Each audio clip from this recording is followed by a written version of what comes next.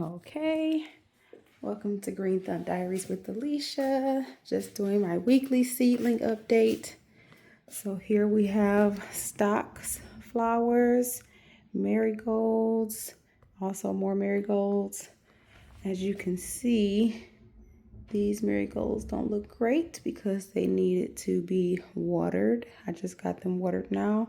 The reason why I let them go a little too long without water is because if you can see, there's a little bit of like a mold type film on the top, which indicates to me that they were being overwatered, which I'm not sure how because I was watering between 3 to 4 days.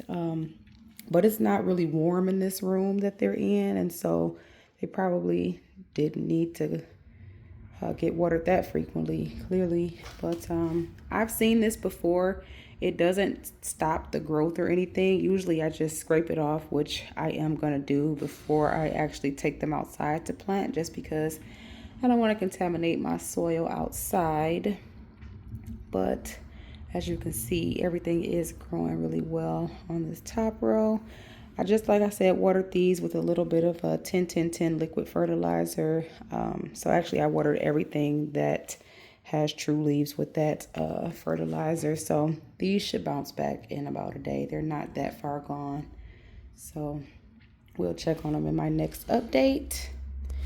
Down here. So actually I removed these because they hadn't produced anything, and then I just refilled this tray with all of my individual trays that have been germinating and growing really well. So as you can see, we have some Brussels sprouts back there, some cabbage, looks like bok choy, romaine lettuce, mixed green lettuce. This is echinacea here. And this is calendula, and this tray right here. This is Copenhagen cabbage. Went a little long on the watering for this, so this little guy probably won't bounce back, but I think I do have enough cabbage.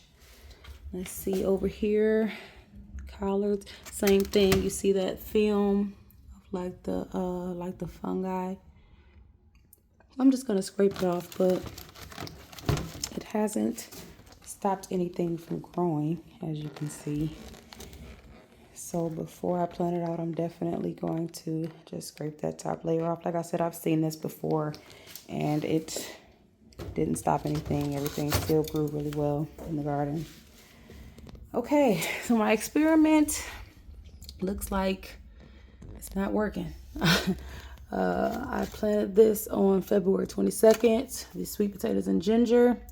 I don't see any sprouts. I did stop watering it for a while just because I was so nervous about the fungi on the other ones. Down here, looks like some cabbage germinated, but I didn't see it, and so I wasn't watering. So this is on me. I'm actually a little perturbed because I thought that these green stalk seed starting kits came with like domes to have like a greenhouse effect. I know when I was watching the video from the lady I watch on YouTube, what's her name? It's Mustard Seed, I think, Homestead, and hers came with dome caps and mine didn't. And I bought the whole seed starting kit, and yeah, there were no domes in here, and I think that would have helped with germination, having that green light greenhouse effect. Disregard this. So actually I bumped into it and a lot of my soil fell, so I just have to sweep that up. Then my second experiment was to bury 2 sweet potatoes. Someone I saw on YouTube, they buried it. They soaked it in water for 24 hours and then they potted it. And then after about like 2 or 3 weeks, they started growing slips. And so I am trying that. And as you can see, let's see, this was on March 4th. Today is March 19th. I don't see any slips forming, but I do see a little bit of fungi on these as well. So I think it's just because we live in like a tri-levels, as you can see. Technically this is our basement, but you can see the ground outside. And I think that basically it's just not warm enough in here, which is why I really have to depend on caps, like domes, for my seed starting. So over here, a lot of what didn't germinate over there that I took out, I replanted over here to see if I got any better germination. It's looking like there is better germination. These I think are mostly herbs. So yeah, we have oregano, thyme, basil, cilantro, sage, lemon balm, parsley, rosemary, and lavender. So some of them are really small and you can't see them yet. But if we give them another week or so, they should be bigger. These are all peppers. So we have Jimmy Nardello, Cubanelle. I love Cubanelle peppers. I found out last year. Habanada. Not sure what this one is. Oh, Keystone giant pepper. I think those are like a red pepper. Sweet bonnet peppers. What's this? California Wonder Pepper. Oh, that might be the red one actually. Cayenne pepper. And then I think that's a Thai pepper on the end because I want to do hot sauce this year. But it's looking like everything is germinating. Looks like there's a little bit of, I'm going to say the same thing going on over here. A little bit of like mold / fungi. But it should be okay. So because this is not actually a growing rack per se, it's just a rack. This is actually what I cure my onions on.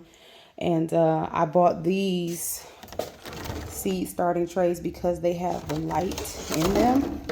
And I knew I needed light in order to get a germination as well as like that humidity.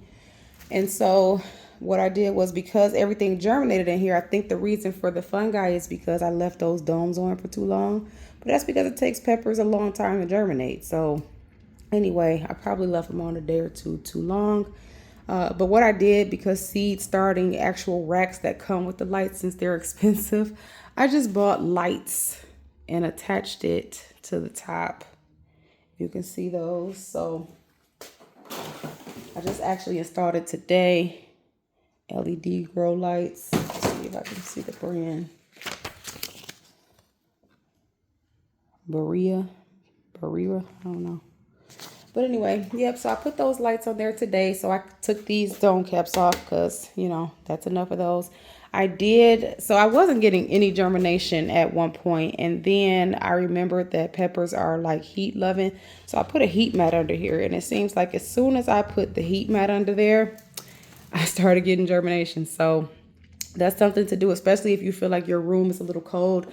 I do have the fan going just because I'm trying to replicate outside, but maybe I shouldn't have had it going from the beginning. Maybe I should have just kind of waited until everything got stable and then turned them on, because like I said, it created that film and now I'm gonna have to scrape it all off.